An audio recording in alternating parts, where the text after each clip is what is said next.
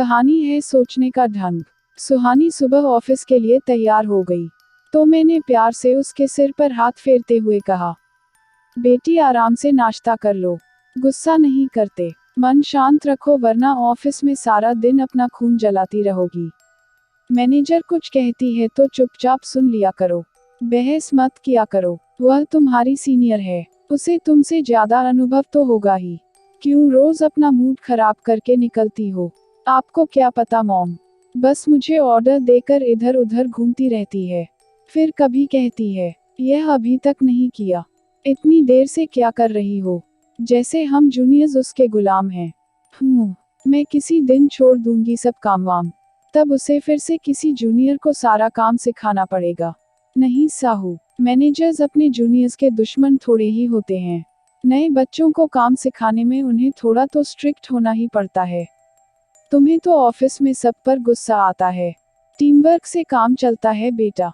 Mom इस मामले में आप मुझे कुछ न कहो तो अच्छा है, मैं जानती हूँ आपको किसने सिखा कर भेजा है, वे भी सीनियर हैं, मैनेजर हैं ना, वे क्या जाने किसी जूनियर का दर्द।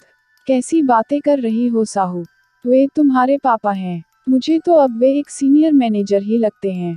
मैं जा रही हूँ बाय।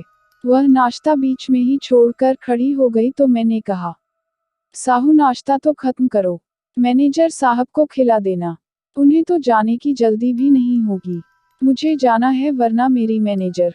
उफ, अब बाय, कहकर साहू चली गई।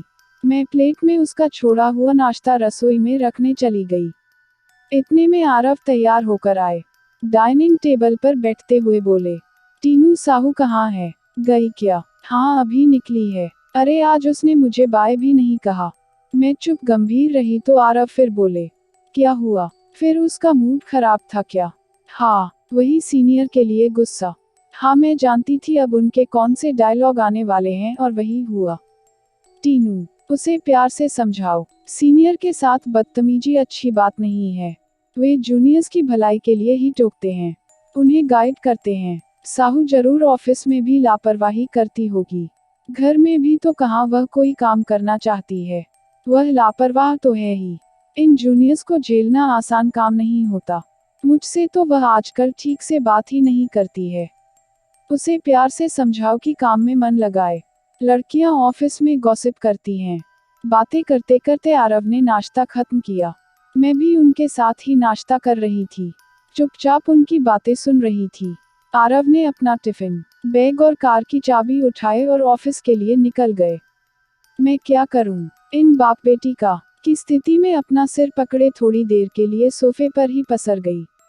आजकल कुछ समझ नहीं आता कि क्या करूं, लगता ही नहीं कि घर में एक पिता है, एक बेटी है। अब तो हर समय यही महसूस होता है कि घर में एक सीनियर है, एक जूनियर है और एक सैंडविच है, मतलब मैं दोनों के बीच पिसती हूँ आजकल। अपनी स्थिति पर कभी गुस्सा आता है, कभी हंसी आ जाती है, वैसे दोनों की प्रतिक्रियाएं देख सुनकर हंसी ही ज्यादा आती है। आरव दवाओं की एक मल्टीनेशनल कंपनी में नेशनल सेल्स मैनेजर हैं, उन्हें नौकरी करते 28 साल हो रहे हैं। हमारी इकलौती बेटी सुहानी एक बड़ी कंपनी में सीए की अपनी आर्टिकलशिप कर रही है। वह अपने ऑफिस में सबसे जूनियर है।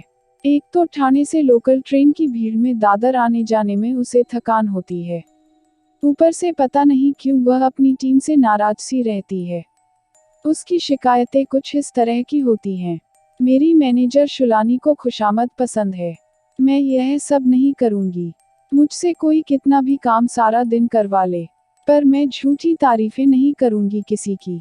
शुलानी अपने हिसाब से करती है हर काम, उसका घर तो 20 मिनट की दूरी पर है, कार से आती जाती है, मुझे आने जाने में सबसे ज्यादा टाइम लगता है, यह भी नहीं सोचता कोई। रात 8 बजे तक बिठाए रखते हैं मुझे, खुद सब निकल जाते हैं 5:30-6 बजे तक। सारा दिन नहीं बताएगा कोई, पर शाम होते ही सारा काम याद आता है सबको। शुरू में सुहानी ने जब ये बातें बतानी शुरू की घर में, आरव ने समझाना शुरू किया, अगर मैनेजर अपनी तारीफ से खुश होती है तो क्या बुराई है इसमें, सबको अपनी तारीफ अच्छी लगती है, खासतौर पर लेडीज को। अगर इससे वह खुश रहती है तो एक दो शब्द तुम भी कह दिया करो, क्या फर्क पड़ता है। और आने जाने में तुम्हें जो परेशानी होती है उससे किसी सीनियर को क्या मतलब। काम तो करना ही है ना। मुंबई में तो इस परेशानी की आदत पड़ ही जाती है धीरे धीरे। और हो सकता है शाम को ही कुछ अर्जेंट काम आता हो। तुम्हारी कंपनी के कई क्लाइंट विदेशों में भी तो हैं। बस यह कहना आरव का।